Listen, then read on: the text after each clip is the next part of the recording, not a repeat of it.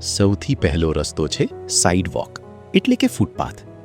આ રસ્તા પર ચાલનારા લોકો આજે જેટલું કમાય છે એટલું જ ખર્ચી નાખે છે. તેમને ભવિષ્યની ચિંતા નથી હોતી. તેઓ ક્રેડિટ કાર્ડ, લોન અને દેખાડાની લાઇફસ્ટાઇલમાં ફસાઈ જાય છે. બહારથી જીવન સારું લાગે છે, પરંતુ અંદરથી તેઓ આર્થિક રીતે નબળા હોય છે. લેખક કહે છે કે આ રસ્તો તમને ક્યારેય સાચી સંપત્તિ તરફ લઈ જતો નથી. બીજો રસ્તો છે સ્લો લેન એટલે ધીમો રસ્તો.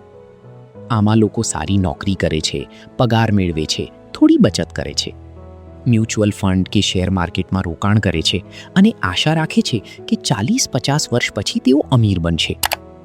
આ રસ્તો પરંપરાગત રીતે સલામત લાગે છે, પરંતુ લેખક કહે છે કે તેમાં સૌથી મોટી સમસ્યા છે સમય. તમે તમારા જીવનના સૌથી સારા વર્ષો કામમાં ખર્ચી નાખો છો અને પૈસાનો આનંદ ત્યારે માણો છો જ્યારે તમારી ઉંમર વધી ગઈ હોય. ત્રીજો અને સૌથી મહત્વનો રસ્તો છે ફાસ્ટ લેન એટલે ઝડપી રસ્તો.